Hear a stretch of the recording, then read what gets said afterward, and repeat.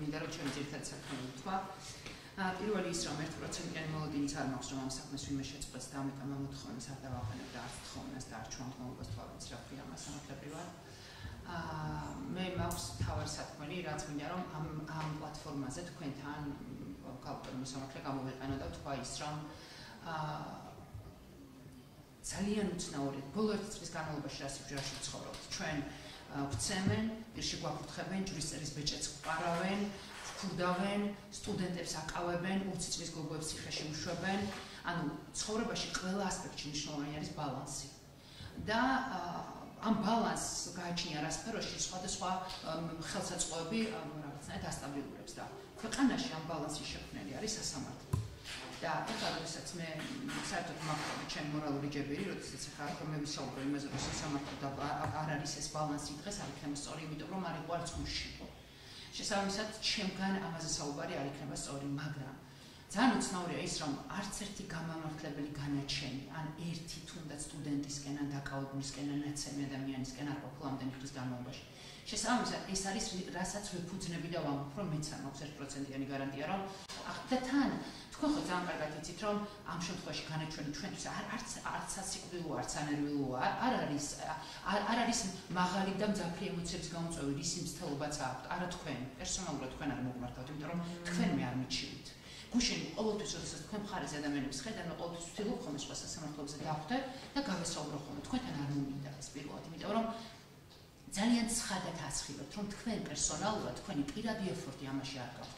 თქვენ წარმოადგენთ სისტემას და უწყებას ამ შემთხვევაში და მე მიჩვრის სისტემად, მე მიჩვრის ქართული ოცნება, იმიტომ რომ ქართულმა ოცნებამ უნდა შექმნას პრეცედენტი, რომ თვითონ რასაც უნდა იზამენ და ჩვენ არაფრის უფლება არ გვაქვს, მათ შორის არც წუხილის და ბრაზის უფლება. მე კი ეს არის ჩემთვის ძალიან მნიშვნელოვანი და მე კიდევ ერთხელ გავიმეორებ, ხვალაც და ზეგაც, როგორც კი ნებისმიერი თანამდებობის პირი, ნებისმიერი ადამიანი, თუნდაც ეს წარმოადგენდეს ჩემ მხარეს ან სხვა მხარეს. გიორგი ანწუხელიძის გმირობას დააყენებს ეჭქვეშ, გაუბრაზდები და არ ვიცი რა იქნება ჩემი ბრაზის ემოციები. ბრაზის ემოციებს წინასწარ ვერ გასასწრა. ბრაზი იმიტომ ბრაზი რომ იმ წუთას ემოციას გამოთქვა. აუცილებლად გამოვხატავ იმ ემოციას, რასაც ჩემი ბრაზი მომცემს. აუცილებლად ნებისმიერ პარლამენტის წევრს, რომელიც არის უმრავლესობაში და მეტყვის რომ მასონების ხმები ესმის, მე მას დავიცინებ და გავიცინებ. აუცილებლად. მაგრამ ამ ქვეყნის ეგრეთ წოდებულ პრემიერ-მინისტრისგან განსხვავებით არასოდეს არ დავცინებ ადამიანს მენტალურ ჯანმრთელობაზე და რა მოდელსაც ურთიერთობაში ისინი ქმნიან, მსგავს არ გავიმეორებ.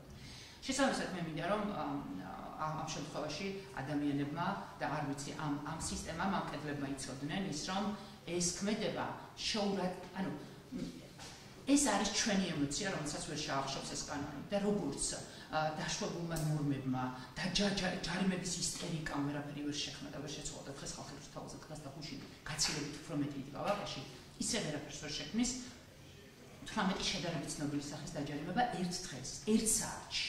ერთ დროს ეს არის პოლიტიზირებული საქმე, ქართული ოცნების საქმე, იმიტომ რომ ქართულ ოცნებას უნდა რომ შექმნას პრეცედენტები და სხვას დაანახოს, რა ინახეთ ამათ როგორ მოგწევით და თქვენ როგორ მოგიწევით, ამიტომ არც გაბედოთ და მიიღებენ ბუმერანგს და მიიღებენ ასჯერ უფრო მეც, ვიდრე აქამდე, როგორც მიიღეს ასჯერ უფრო მეტი ნიღბებზე, დღეს კარნავალი იყო რუსთაველზე, ზუსტად იგივე იქნება ამაც. ძალიან მოკლედ, ბატონო სამხე